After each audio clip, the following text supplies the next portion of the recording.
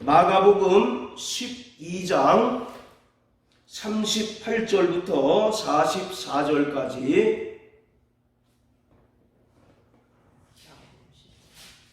마가복음 12장 38절부터 44절까지 우리 다 같이 함께 읽겠습니다.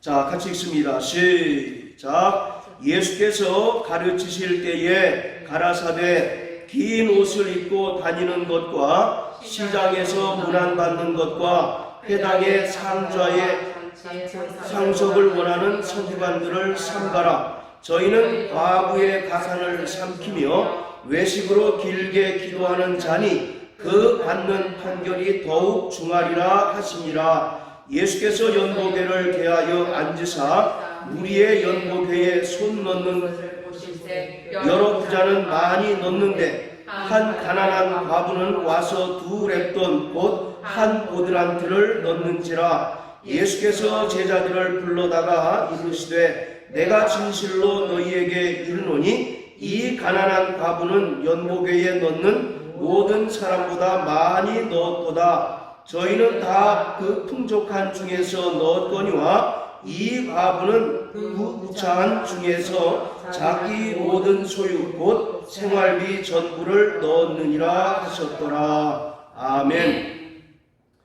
예수님 당시에 이스라엘은 세 가지 화폐가 통용이 됐습니다. 유대인의 화폐, 그리고 그리스 화폐, 로마 화폐, 이 세 가지 종류가 통용이 됐는데 유대 화폐로는 대표적으로 세겔이라고 하는 것이 있죠. 이 유대인의 화폐는 일반 사람들이 통용하는 것이 아니라 성전 들어갈 때만 필요한 돈입니다. 출애굽기 30장에 보면 이스라엘 남녀 만 20세 이상 되는 사람이 성전에 들어갈 때 부자나 가난한 자나 똑같이 반세겔을 성전세로 내고 들어가야 합니다. 그렇기 때문에 유대인의 화폐는 그 당시 상업이나 어떤 일반적인 거래에 사용된 것이 아니라 성전에 들어갈 때만 필요했던 것입니다. 그래서 성경에 보면 예수님께서 성전에 가셔서 돈 바꾸는 자들의 그 상과 비둘기나 짐승 파는 사람들의 그 상을 둘러보시고 내쫓는 그런 장면이 나옵니다. 왜냐하면 이 사람들이 돈을 환전해주는 가운데 굉장한 폭리를 취합니다. 저 안쪽에 있는 제사장들과 검은 거래를 이제 맺어서 폭리를 취하고 그 일정 부분을 제사장들에게 갖다주는 그런 이제 그 구조가 형성이 됐습니다. 그래서 예수님께서 그것을 아시고 돈 바꾸는 사람들, 그리고 짐승을 파는 사람들의 그 상을 엎으시고 내쫓는 그런 장면이 나오죠. 이처럼 유대인의 화폐는 성전에 들어갈 때만 필요한 것이었어요. 그리고 두 번째는 헬라 화폐, 그리스 화폐가 이제 쓰였습니다. 오늘 여기 42절에 보면 두 렙돈, 곧 한 보드란트 이렇게 되어 있는데 렙돈이라고 하는 것은 그리스 화폐입니다. 그리고 뒤에 보드란트가 나오는데 이 보드란트라고 하는 것은 로마의 화폐예요. 이렇게 세 가지 종류의 화폐가 쓰였습니다. 그런데 여기 보면 두 렙돈, 곧 한 보드란트를 넣었다라고 이렇게 이야기하는데 이것이 어느 정도의 그 가치를 가지고 있는 돈일까요?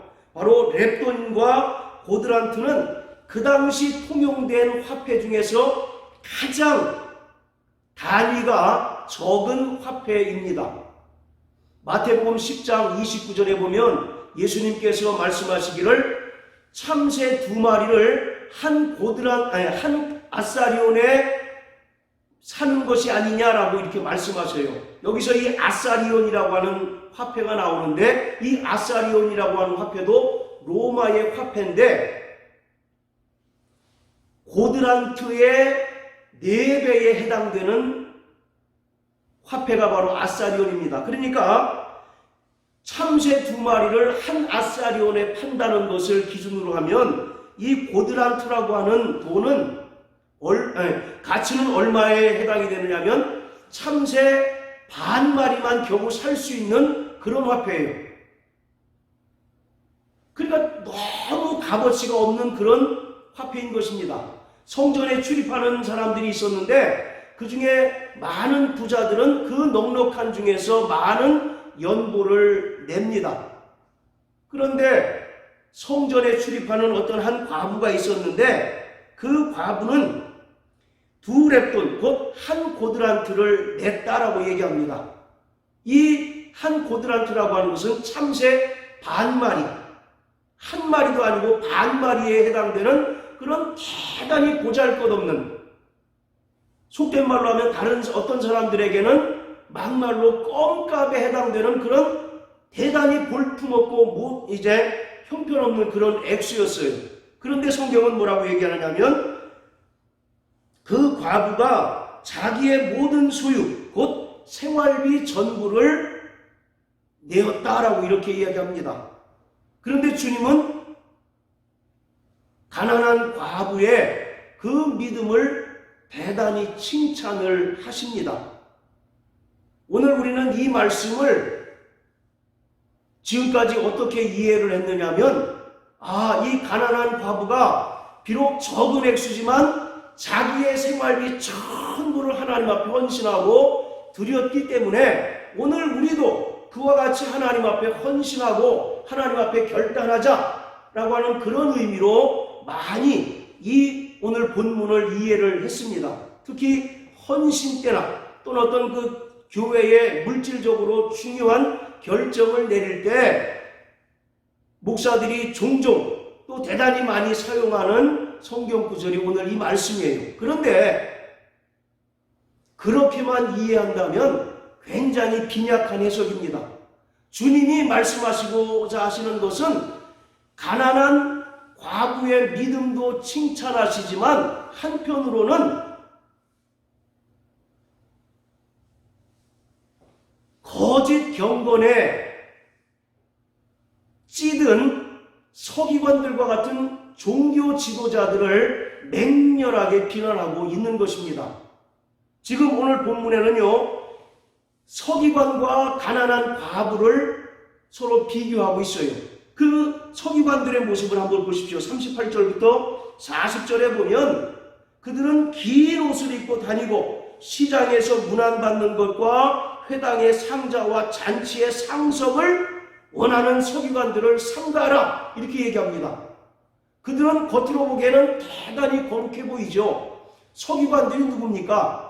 당시에 율법을 기록하던 자들이었고 율법을 가르치던 선생들이었어요. 그래서 성경에 랍비라고 하는 사람들이 나오는데 그 랍비가 바로 이 서기관들을 가리키고 있습니다. 지금도 그렇고 그 예수님 당시에도 랍비의 권위가 대단합니다. 지금도 유대인들은요, 10명만 모이게 되면 회당을 만듭니다. 회당을. 그리고 그 회당에 랍비를 초청해서 이제 성경 공부를 하는데 랍비에게 절대 권위를 부여해요. 그래서 심지어는 자신이 이사갈 날조차도 랍비에게 물어서 랍비의 결정에 따라서 이사할 정도로 그렇게 랍비의 권위에 철저하게 순종을 한답니다. 지금도 그러니 당시에 그 예수님 당시에 랍비의 권위가 마치 하늘을 찔렀다라고 해도 결코 과언이 아닐 정도였죠. 그들은 긴 옷을 입고 또 시장에서 문화를 받고 회당의 상좌 그리고 잔치의 상석에 앉아서 사람들에게 높임을 받고 또 영광을 받는 바로 그러한 사람들이었습니다. 겉으로 보기에는 그들보다 거룩하고 경건한 사람들이 없다고 할 만큼 대단히 거룩한 모습을 띠고 있어요.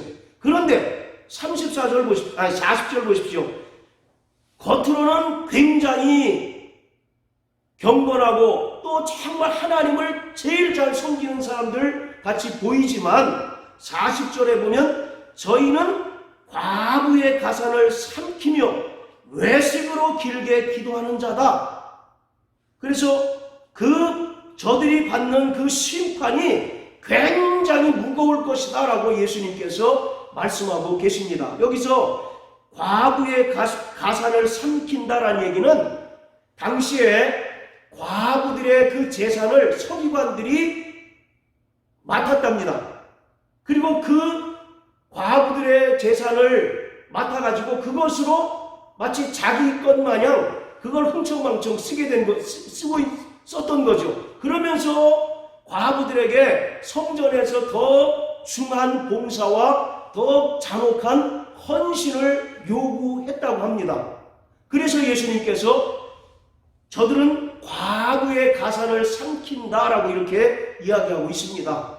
바로 이와 같이 정말 겉으로 보기에는 거룩해 보이고 겉으로 보이는 정말 경건하고 하나님을 제일 잘 섬기는 그런 사람들 같이 보이지만 속에는 명예욕이 가득 차고 또 속에는 바로 물질에 대한 탐심이 가득 찼다라고 예수님께서 그들을 향해서 일갈하고 계십니다. 이 모습이 바로 율법의 모습이라고 하는 거예요. 이 모습이 당시 율법을 대표하는 성전 그리고 율법을 가르치는 서기관들과 바리새인들의 모습이라고 하는 겁니다. 그래서 예수님께서는 다른 성경에 보면 바리새인들은 돈을 좋아하는 자다라고 이렇게 이야기하고 있습니다. 얼마나 이율배반적입니까? 겉으로는 정말 경건하고 정말 겉으로는 하나님을 잘 섬기는 그런 사람들 같지만 속에는 온통 명예욕이 충만하고 또 돈에 대한 탐심이 충만하다라고 이렇게 이야기하고 있어요. 그래서 예수님께서는 지금 그 가난한 과부의 2렙돈을 하나님께 드린 그 믿음과 서기관들의 외식함을 서로 비교함으로써 율법과 복음, 율법과 은혜를 상대적으로 비교하고 있는 것입니다. 구약에 보면 율법에 분명히 기록되어 있기를 가난한 과부와 고아와 객을 도와주라고 말씀하고 계십니다. 왜냐하면 너희도 애굽에서 430년 동안 노예 생활했고 광야에 있을 때 너희도 나그네였었고 너희도 고아와 같은 그런 신분이었다라고 이렇게 얘기합니다. 그렇기 때문에 바로 하나님께서는 모세를 통해서 너희가 가나안 땅에 들어가면 고아나 과부와 객을 반드시 도와주라고 이와 같이 말씀하고 있어요. 그런데 율법을 가장 잘 알고 또 율법을 가르치는 율법 교사인 서기관들이 겉으로는 경건한 것 같지만 온통 그 안에는 명예욕과 돈에 대한 탐심이 충만할 뿐만 아니라 그 가난한 과부를 돌아보기는커녕 오히려 그들에게 더 가혹하게 봉사와 헌신을 요구한다라고 하는 것을 지금 예수님께서 말씀하고 있는 거예요. 그래서 결론은 율법으로는 아무도 구원할 수 없다는 겁니다. 아무리 율법이 선하고 거룩하고 의롭고 또 신령하게 보인다 할지라도 결국 율법을 통해서 단 한 명도 의로워질 수 없고 율법을 통해서 단 한 명도 구원받을 수 없다는 것을 분명히 말씀하고 계셔요. 그래서 자 13장 1절 2절 다 같이 한번 읽어보시겠습니다. 13장 1절 2절 시작. 예수께서 성전에서 나가실 때에 제자 중 하나가 가로되 선생님이여 보소서 이 돌들이 어떠하며 이 건물들이 어떠하나이까. 예수께서 이르시되 내가 이 큰 건물을 보느냐. 돌 하나도 돌 위에 남지 않고 다 무너뜨려지리라 하시니라. 할렐루야. 바로 어떤 사람이 성전을 보고 예수님 이 건물 보십시오. 너무 대단하지 않습니까? 라고 이와 같이 예수님께 자랑하듯 이야기하는 겁니다. 그랬더니 예수님께서 이 큰 건물들을 보느냐.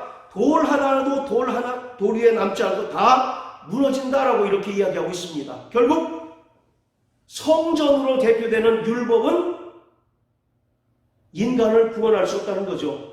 그리고 이 성전은 예수 그리스도께서 오셔서 개혁할 때까지만 필요한 것이고 그리고 예수께서 이 땅에 이미 오셨기 때문에 더 이상 율법의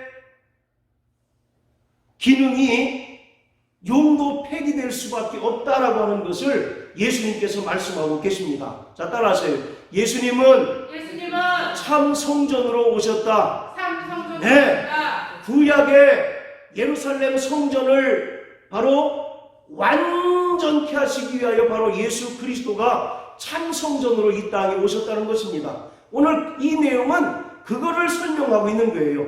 우리에게 이 가난한 과부처럼 우리도 열심히 하나님을 사랑하는 그 믿음으로 헌신하고 자기의 생활비조차도 다 내자라고 하는 그런 의도로 이야기하신 것이 결코 아닙니다. 한편으로는 위선자인 종교 지도자들, 거짓 경건에 빠져버린 그 서기관들과 바리새인들을 책망하시면서 오늘 이 본문을 통해서 예수님께서 말씀하신 것은 이미 참 성전 되신 예수 그리스도가 오셨기 때문에 더 이상 율법은 효력이 없고 또 율법을 대표하는 성전이 더 이상 바로 기능을 상실하게 되었다라고 하는 것을 이야기하고 있는 거예요. 그래서 예수님께서 아무리 그 웅장하고 화려하게 지었다 할지라도 이미 그 성전은 용도가 끝났다는 겁니다. 왜냐하면 참 성전 되신 예수가 이 땅에 오셨기 때문에 그렇다는 겁니다. 요한복음 1장 14절에 보면 말씀이 육신이 되어 우리 가운데 거하심에 우리가 그를 보니 독생자의 영광이요 바로 은혜와 진리가 충만했다라고 이와 같이 말씀하고 계신데, 여기서 말씀이 육신이 되어 우리 가운데 거하셨다 할 때 이 거하시다라고 하는 말은 장막을 짓다라고 하는 바로 그런 뜻이에요. 즉 요한복음 1장에서 이미 바로 예수는 이 땅에 참 성전으로 오셨다는 것을 말씀하고 있습니다. 그리고 요한복음 2장에도 보면 예수님께서 말씀하잖아요. 너희가 저 성전을 헐라 그러면 내가 3일 만에 새로 짓겠다라고 말씀합니다. 그랬더니 많은 사람들이 의아해합니다. 아니 저 성전은 헤롯이 46년 동안에 지었던 성전인데 어떻게 당신은 3일 만에 지을 수 있다고 합니까? 라고 물었더니 요한복음 2장 21절에 보면 성전된 자기 육체를 가리킨 것이다 라고 이와 같이 이야기하고 있어요. 오늘 이와 같이 이미 구약의 율법과 구약의 성전은 그 기능이 다 끝났습니다. 그렇기 때문에 바로 예수님 말씀하신 대로 돌 위에 돌 하나도 남지 않을 만큼 완벽하게 무너지고 말았던 것입니다. 오늘 바로 이 두 랩돈 곧 한 고드란트를 낸 과부는 바로 우리에게 예수 그리스도를 설명해 주는 인물입니다. 우리도 저와 같이 참 하나님 앞에 헌신하고 물질을 드리자라고 하는 그런 의도로 그런 식으로 성경을 해석하다 보면 하나님께서 오늘 본문을 통해서 우리에게 주고자 하시는 그 하나님의 참뜻을 알지 못하는 것입니다. 자, 이 두 랩돈은 보통 사람들에게는 정말 값어치 없는 그런 돈입니다. 아까 말씀드린 것처럼 겨우 참새 반마리밖에 살 수 없는 대단히 부족한 정말 그 적은 액수이지만 최소한 이 가난한 과부에게는 생활비 전부입니다. 그의 목숨값이에요. 이것을 하나님 앞에 드리게 되면 당장 끼니를 어떻게 해결할지 대단히 고민해야 하는 그런 정말 그 과부에게 있어서는 목숨값에 해당되는 액수입니다. 그런데 이는 과감하게 믿음으로 하나님의 연복궤에 넣습니다. 오늘 이것은 바로 예수 그리스도가 이 땅에 오셔서 온 인류를 위하여 십자가에 달리셔서 자기 목숨을 대속물로 주는 바로 최고의 헌신을 우리에게 설명하고 있는 것입니다. 바로 이 가난한 과부는 두 랩돈을 드린 것이 그가 정말 하나님께 드리는 최고의 헌신이었습니다. 마찬가지로 예수 그리스도가 하나님의 뜻을 이루시고 또 하나님께 바로 최고의 순종이 무엇입니까? 십자가에 달려 죽으시는 것이에요. 그래서 오늘 두 렙돈을 드린 것은 자기를 하나님 앞에 던져버리는 것입니다. 그래서 결국 그가 십자가에 달려 죽으시고 부활하심으로 말미암아 하나님의 모든 뜻을 이루시는 최고의 헌신, 최고의 순종을 오늘 두 렙돈을 연고교회에 드린 이 가난한 과부를 통해서 오늘 우리에게 보여주고 있는 것입니다. 그래서 결코 이것은 헌금을 이야기하고 있는 것이 아닙니다. 이 가난한 과부처럼 우리가 이렇게 헌신하자, 이렇게 정말 하나님 앞에 열심을 다하자, 믿음을 보이자라고 하는 그런 의도로 설명한 것이 아니라 바로 율법과 복음에 대해서 설명하고 있는 거예요. 율법은 거룩한 것 같지만 속에는 온통 악취나는 뼈밖에 없다는 겁니다. 그래서 예수님 뭐라고 말씀하십니까? 바리새인들을 향해서 너희들이 겉으로는 정말 깨끗해 보이지만 너희 속에는 온통 악취가 나고 온통 뼈밖에 없다라고 이와 같이 일갈하지 않습니까? 오늘 지금 그 얘기를 하고 있는 거예요. 서기관들이 얼마나 거룩합니까? 긴 옷을 입고 시당에 가서 사람들로부터 문안을 받습니다. 또 회당의 상좌에 앉아서 율법을 가르치고 또 이제 잔치의 상석에 앉아서 사람들에게 율법을 가르치고 축복하는 그 모습, 생각만 해도 굉장히 거룩해 보여요. 그러나 40절에 정말 그 안에 있는 온갖 탐심에 대해서 예수님께서 폭로하고 계십니다. 그것이 바로 율법이라는 거예요. 율법은 정말 사람을 의롭게 하는 것처럼 생각해서 그들이 철저하게 율법을 지키지만 율법은 오히려 사람을 정죄하고 또 사람의 죄를 낱낱이 폭로하는 결과만 낳게 될 뿐이라는 겁니다. 그렇기 때문에 갈라디아서 3장 20절에 보면 바로 율법은 몽학선생이라고 얘기하지 않습니까? 율법을 통해서 너희가 죄인임을 폭로당했다면 빨리 예수 그리스도께로 가라고 하는 것입니다. 오늘 지금 이 본문은 그것을 우리에게 설명하고 있는 것입니다. 사랑하는 성도 여러분, 바로 우리의 신앙생활은 내가 드러나서는 결코 안 되는 것입니다.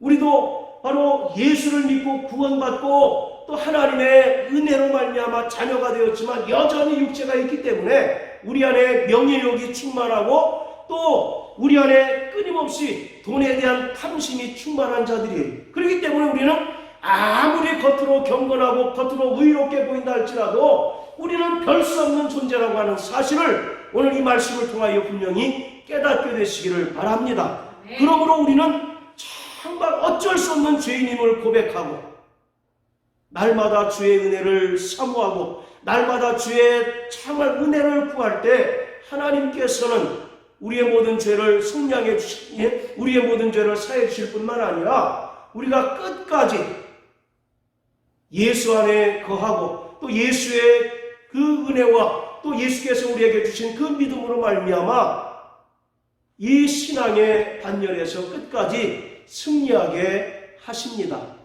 그렇기 때문에 우리는 외적인 것을 자꾸 추구하다 보면 결국 망할 수밖에 없습니다. 서기관들에게 얘기하지 않습니까? 그 받는 판결이 더욱 중할 것이다 라고 이와 같이 말씀하고 있어요. 그러므로 날마다 하나님의 은혜를 사모하는 자 되시길 주의 이름으로 축원합니다. 날마다 하나님께서 정말 당신의 그 아들을 죽이신 그 핏값으로 우리를 사시고 또 우리에게 베푸신 그 은혜를 구할 때 우리는 끝까지 비록 정말 연약하고 또 부족한 자들이지만 그 믿음 안에서 승리할 수가 있는 것입니다. 그러나 내가 뭔가 된 것처럼 의수되고 자기의 육체의 의를 드러내게 되면 결국 망할 수밖에 없다는 겁니다. 마태복음 7장에 보면 주여 내가 주의 이름으로 선지자 노릇하고 내가 주의 이름으로 귀신을 쫓고 또 많은 권능들을 행했습니다 라고 이와 같이 얘기합니다. 그때 주님은 뭐라고 얘기합니까? 불법을 행하는 자들아 나는 너를 도무지 알지 못한다 라고 이와 같이 얘기합니다. 그러면서 하나님 뜻대로 행하는 자라야 천국에 들어갈 수 있다라고 이야기하고 있습니다. 하나님의 뜻은 뭘까요? 하나님의 뜻이 뭘까요? 우리는 성경에서 정말 하나님의 뜻이 무엇인지를 정말 발견해야 되는데 그 하나님의 뜻은 결국 우리에게 베푸신 그 은혜입니다. 할렐루야. 그 은혜만 끝까지 붙잡고 가라는 겁니다. 정말 너는 별 수 없는 연약한 존재이기 때문에 너를 자랑하지 말라는 겁니다. 너를 드러내지 말라는 겁니다. 자신의 의를 나타내지 말라는 겁니다. 오늘 서기관들과 바리새인들처럼 자기 의를 드러내다가는 결국 중한 심판을 받게 된다는 것이에요. 그러므로 일평생 정말 하나님께서 우리에게 베풀어 주신 그 은혜를 따라 믿음으로 순종하며 살아가는 저와 여러분들 되시기를 주의 이름으로 축원합니다. 할렐루야. 우리 시간